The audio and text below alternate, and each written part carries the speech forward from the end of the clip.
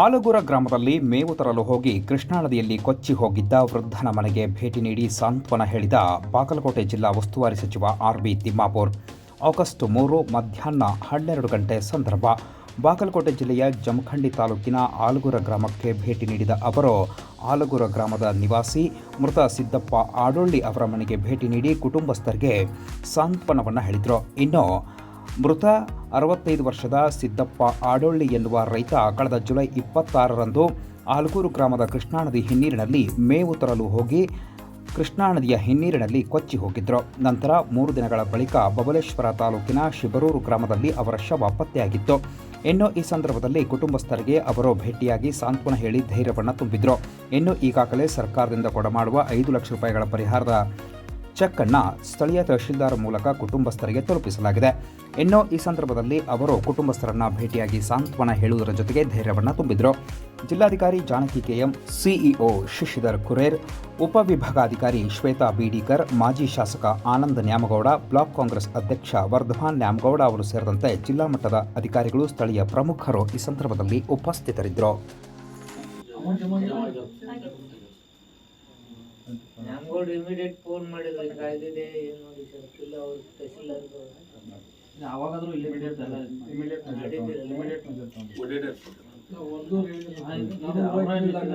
Phone ಬಂತು ಮತ್ತೆ ಸಾಗರ್ ಮಾತಾಡಂದ್ರೆ ಇಲ್ಲ ಇಮಿಡಿಯೇಟ್ ಬಂದಿದ್ದಾರೆ ಬೋರ್ಡ್ ತಂದು ಎಲ್ಲ ಓಡಾಡಿ ಸರ್ ಬೋಡಿ ಇರುತ್ತಂಗಿಲ್ಲ ಲೇಟ್ ಆಗಿ ಸಿಕ್ತಂತ ಸರ್ ಇದು ಸಣ್ಣ ಹುಡುಗಿದ್ದು ಬೇಗ ಸರ್ ಇವ್ ಈಸ್ಕೋತ್ ಹೋಗ್ಯಾನ ಸರ್ ಈಸ್ಕೋತ್ ಹೋಗಿ ಮುಂದೆ ಸಿಕ್ಕೊಂಡು ಲೇಟ್ ಆಗ್ಬಿಟ್ಟ ರಾತ್ರಿ ಗುಡಿಯಾಗ ಜಾತ್ರೆ ಸರ್ ಗುಡಿ ಜಾತ್ರೆ ಮುಗಿಸ್ಕೊಂತ ಹೋಗಿ 4ಕ್ಕೆ ಮುಂದೆ ಹೋಗ್ಯಾನ್ರಿ ಬರ ಲೇಟ್ ಮಾಡಿ. ಬಾಗಲಕೋಟೆ ಜಿಲ್ಲೆಯ ಜಮಖಂಡಿ ತಾಲೂಕಿನ ಕಡಕೋಳ ಗ್ರಾಮದಲ್ಲಿ ಆಟವಾಡಲು ಹೋಗಿ ಕೃಷ್ಣಾ ನದಿಯಲ್ಲಿ ಮುಳುಗಿ ಸಾವನ್ನಪ್ಪಿದ್ದ ಬಾಲಕಿಯ ಮನೆಗೆ ಸಚಿವ ಆರ್.ಬಿ. ತಿಮ್ಮಾಪುರ್ ಅವರು ಭೇಟಿ ನೀಡಿ ಸಾಂತ್ವನವನ್ನು ಹೇಳಿದ್ದಾರೆ. ಆಗಸ್ಟ್ 3 ಮಧ್ಯಾಹ್ನ 1 ಗಂಟೆ 30 ನಿಮಿಷದ ಸಂದರ್ಭ. ಇನ್ನು ಕಳೆದ ಜುಲೈ 27ರಂದು ಕಡಕೋಳ ಗ್ರಾಮದಲ್ಲಿ ಮನೆಯ ಸಮೀಪವಿರುವಂತಹ ಕೃಷ್ಣಾ ನದಿಯ ಸಮೀಪ ಆಟವಾಡಲು ಹೋಗಿ ನೀರಲ್ಲಿ ಮುಳುಗಿ 5 ವರ್ಷದ ಸಂತೃಪ್ತಿ ಉರ್ಫ್ ಬಂದವ್ವ ಎನ್ನುವ ಬಾಲಕಿ ನೀರಿನಲ್ಲಿ ಮುಳುಗಿ ಮೃತಪಟ್ಟಿದ್ರು. ಸತತ 3 ಗಂಟೆಗಳ ಕಾರ್ಯಾಚರಣೆ ನಡೆಸಿ ಶವವನ್ನು ಹೊರತೆಗೆಯಲಾಗಿತ್ತು. ಈ ಕುರಿತು ಜಮಖಂಡಿ ಗ್ರಾಮೀಣ ಠಾಣೆಯಲ್ಲಿ ಪ್ರಕರಣ ದಾಖಲಾಗಿತ್ತು. ಇಂದು ಸಚಿವ ಆರ್.ಬಿ. ತಿಮ್ಮಾಪುರ್ ಹಾಗೂ ಮಾಜಿ ಶಾಸಕ Anand Nyamagouda, DC Janaki KM, CEO Shashidhar Kurer, AC Shweta Beedikar ನೇತೃತ್ವದ ತಂಡ ಮೃತಳ ಮನೆಗೆ ಭೇಟಿ ನೀಡಿ ಸಾಂತ್ವನ ಹೇಳಿ ಧೈರ್ಯವನ್ನು ತುಂಬಿದ್ದಾರೆ. ಇನ್ನು ಸರ್ಕಾರದಿಂದ ಕೊಡಮಾಡುವ 5 ಲಕ್ಷ ರೂಪಾಯಿಗಳ ಪರಿಹಾರದ ಚೆಕ್ ಅನ್ನು ಈಗಾಗಲೇ ಜಿಲ್ಲಾಡಳಿತ ವಿತರಣೆ ಮಾಡಿದೆ. ಈ ಸಂದರ್ಭದಲ್ಲಿ ಸ್ಥಳೀಯ ಪ್ರಮುಖರು ಉಪಸ್ಥಿತರಿದ್ದರು.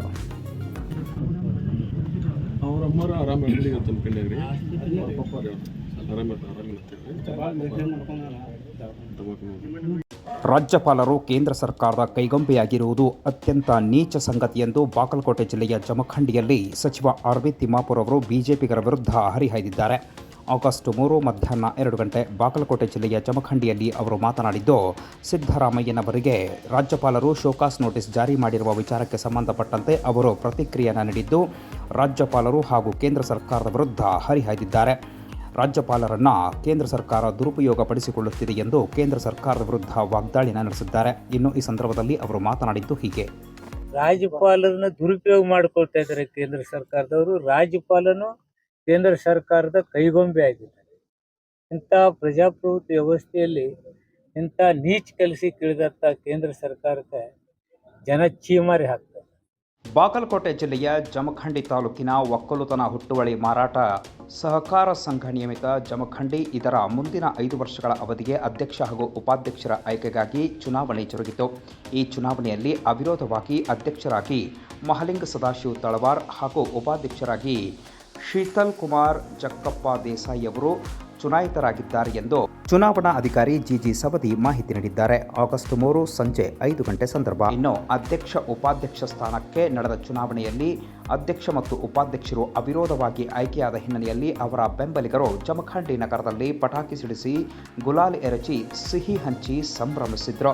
ಇನ್ನು ಈ ಸಂದರ್ಭದಲ್ಲಿ ಚುನಾವಣಾ ಅಧಿಕಾರಿ ಚುನಾವಣಾ ಪ್ರಕ್ರಿಯೆ ಕುರಿತು ಮಾಹಿತಿಯನ್ನು ನೀಡಿದರು.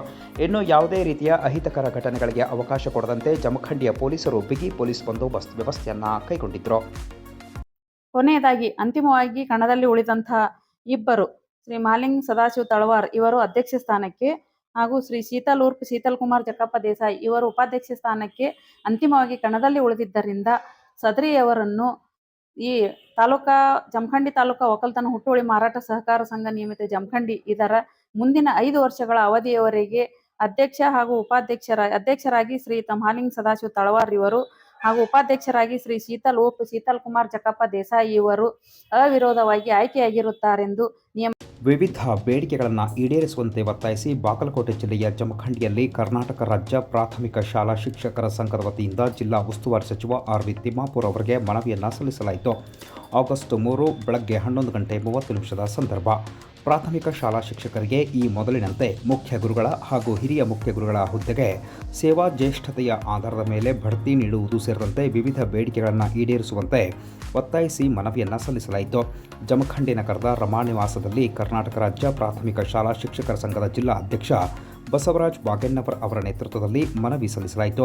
ಈ ಸಂದರ್ಭದಲ್ಲಿ ಮಾತನಾಡಿದ ಅವರು, ಬರುವ ಆಗಸ್ಟ್ 12ರಂದು ವಿವಿಧ ಬೇಡಿಕೆಗಳ ಈಡೇರಿಕೆಗೆ ಬೆಂಗಳೂರಿನ ಫ್ರೀಡಂ ಪಾರ್ಕ್ನಲ್ಲಿ 1 ದಿನದ ಸಾಂಕೇತಿಕ ಧರಣಿ ಸತ್ಯಾಗ್ರಹವನ್ನು ನಡೆಸಲು ತೀರ್ಮಾನಿಸಲಾಗಿದೆ ಎಂದು ತಿಳಿಸಿದರು. ಈ ಸಂದರ್ಭದಲ್ಲಿ ಅವರು ಅನೇಕ ವಿಚಾರಗಳನ್ನು ಹಂಚಿಕೊಂಡಿದ್ದು ಹೀಗೆ. 16ಕ್ಕಿಂತ ಮೊದಲು ಅಪಾಯಿಂಟ್ಮೆಂಟ್ ಆದಂತಹ ಎಲ್ಲ ಶಿಕ್ಷಕರು 1 ರಿಂದ 7, 8ನೇ ತರಗತಿಗಳಿಗೆ ಬೋಧಿಸ್ತಾ ಇದ್ದೀವಿ. ಆದರೆ ತದನಂತರದಲ್ಲಿ ಬಂದಂತಹ ಸರ್ಕಾರದ C&R ರೂಲಿನ ಬದಲಾವಣೆಗಳ ಮೇರೆಗೆ ನಮ್ಮನ್ನ 1 ರಿಂದ 5ನೇ ತರಗತಿಗೆ ಬೋಧಿಸಲಿಕ್ಕೆ C&R ರೂಲು ಅದು ತಿದ್ದುಪಡಿ ಆಗಿದ್ದ ಕಾರಣಕ್ಕಾಗಿ ನಾವುಗಳೆಲ್ಲರೂ 1 ರಿಂದ 7 ಇದ್ದಿದ್ದನ್ನ 1 ರಿಂದ 5ಕ್ಕೆ ಬಂದಿದ್ದೀವಿ. ಬಾಗಲಕೋಟೆ ಜಿಲ್ಲೆಯ ಜಮಖಂಡಿ ತಾಲೂಕಿನ ಚಿಕ್ಕಪಡಸಲಗಿ ಸಮೀಪವಿರುವ ಶ್ರಮಬಿಂದು ಸಾಗರಕ್ಕೆ ಭೇಟಿ ನೀಡಿದ ಬಾಗಲಕೋಟೆ ಜಿಲ್ಲಾ ಉಸ್ತುವಾರಿ ಸಚಿವ ಆರ್.ವಿ. ತಿಮ್ಮಾಪುರ್ ಆಗಸ್ಟ್ 3 ಮಧ್ಯಾಹ್ನ 3 ಗಂಟೆ ಸಂದರ್ಭ. ಮಹಾರಾಷ್ಟ್ರ ಭಾಗದಲ್ಲಿ ಸುರಿಯುತ್ತಿರುವ ಭಾರೀ ಪ್ರಮಾಣದ ಮಳೆಯಿಂದಾಗಿ ಬಾಗಲಕೋಟೆ ಜಿಲ್ಲೆಯಲ್ಲಿ ಹರಿಯುವ ಕೃಷ್ಣಾ ನದಿಗೆ ಅಪಾರ ಪ್ರಮಾಣದ ನೀರು ಹರಿದು ಬರ್ತಾ ಇದ್ದು ಅಂದಾಜು 2,50,000 ಕ್ಯೂಸೆಕ್ಗಿಂತಲೂ ಹೆಚ್ಚಿಗೆ ನೀರು ಹರಿದು ಬರುತ್ತಿದೆ. ಹೀಗಾಗಿ ಕೃಷ್ಣಾ ನದಿ ಅಬ್ಬರಿಸುತ್ತಿದೆ. ರೌದ್ರಾವತಾರವನ್ನ ತಾಳಿದೆ. ಕೃಷ್ಣಾ ನದಿ ಪಾತ್ರದಲ್ಲಿ ಪ್ರವಾಹದ ಭೀತಿ ಎದುರಾಗಿದೆ. ಬಾಗಲಕೋಟೆ ಜಿಲ್ಲೆಯ ಹಿಪ್ಪರಗಿ ಜಲಾಶಯದಿಂದ ಶ್ರಮಬಿಂದು ಸಾಗರದ ಮೂಲಕ ಆಲಮಟ್ಟಿ ಜಲಾಶಯವನ್ನ ಸೇರುವ ಕೃಷ್ಣಾ ನದಿ ಅಬ್ಬರಿಸ್ತಾ ಇರುವುದರ ಹಿನ್ನೆಲೆಯಲ್ಲಿ ಶ್ರಮಬಿಂದು ಸಾಗರಕ್ಕೆ ಭೇಟಿ ನೀಡಿ ಸಚಿವ ಆರ್.ವಿ. ತಿಮ್ಮಾಪುರ್ ಅವರು ವೀಕ್ಷಣೆ ಮಾಡಿ ಸ್ಥಳೀಯ ಅಧಿಕಾರಿಗಳಿಂದ ಮಾಹಿತಿ ಪಡೆದುಕೊಂಡರು. ಈ ಸಂದರ್ಭದಲ್ಲಿ ಮಾಜಿ ಶಾಸಕ ಆನಂದ ನ್ಯಾಮಗೌಡ ಹಾಗೂ ಜಿಲ್ಲಾಧಿಕಾರಿ ಜಾನಕಿ ಕೆಎಂ, ಉಪವಿಭಾಗಾಧಿಕಾರಿ ಶ್ವೇತಾ ಬೇಡಿಕರ್, ಜಿಲ್ಲಾ ಪಂಚಾಯಿತಿಯ ಸಿಇಒ ಶಶಿಧರ್ ಕುರೇರ್ ಸೇರಿದಂತೆ ವಿವಿಧ ಇಲಾಖೆಗಳ ಅಧಿಕಾರಿಗಳು ಉಪಸ್ಥಿತರಿದ್ದರು. ಇನ್ನು ಮುತ್ತೂರು ಮೈಗೂರು ಭಾಗದಲ್ಲಿ ನಡುಗಡ್ಡೆಗಳು ಇದ್ದು ಅಲ್ಲಿ ಪ್ರವಾಹದ ಭೀತಿ ಎದುರಾಗಿರುವುದರಿಂದ ಸುರಕ್ಷಿತ ಸ್ಥಳಗಳಿಗೆ ಸ್ಥಳೀಯರನ್ನು ಸ್ಥಳಾಂತರಿಸಲಾಗಿದ್ದು ಮತ್ತು ಜಿಲ್ಲೆಯ ವಿವಿಧ ಭಾಗಗಳಲ್ಲಿ ಕೈಗೊಂಡಿರುವ ಕ್ರಮಗಳ ಕುರಿತು ಅಧಿಕಾರಿಗಳಿಂದ ಅವರು ಮಾಹಿತಿಯನ್ನು ಪಡೆದುಕೊಂಡರು.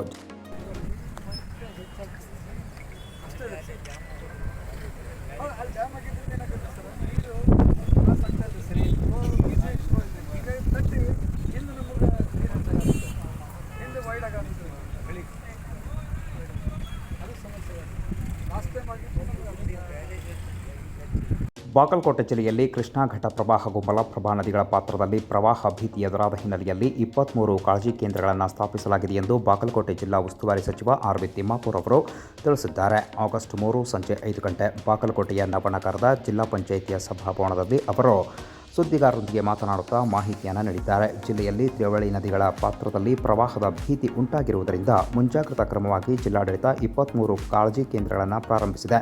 2,503 ಜನರನ್ನು ಸುರಕ್ಷಿತವಾಗಿ ಸ್ಥಳಾಂತರಿಸಿದೆ. ನದಿಗಳ ಅಬ್ಬರಕ್ಕೆ ಹೆಸ್ಕಾಂ ಇಲಾಖೆಗೆ ಸಂಬಂಧಿಸಿದ 451 ವಿದ್ಯುತ್ ಕಂಬಗಳು, 9 ಟ್ರಾನ್ಸ್ಫಾರ್ಮರ್ಗಳು, 9.18 ಕಿಲೋಮೀಟರ್ ತಂತಿ ಹಾನಿಯಾಗಿದೆ ಎಂದು ತಿಳಿಸಿದ್ದಾರೆ. ಈ ಸಂದರ್ಭದಲ್ಲಿ ಅವರು ಪ್ರವಾಹ ಭೀತಿಯಿಂದಾಗಿ ಮಳೆಯಿಂದಾಗಿ ಉಂಟಾಗಿರುವ ಅನೇಕ ಹಾನಿಗಳ ಬಗ್ಗೆ ಮಾಹಿತಿ ನೀಡಿದ್ದು ಜಿಲ್ಲಾಡಳಿತ ಅಗತ್ಯ ಮುಂಜಾಗ್ರತಾ ಕ್ರಮಗಳನ್ನು ತೆಗೆದುಕೊಂಡಿದೆ ಎಂದು ಅವರು ಹೇಳಿದರು.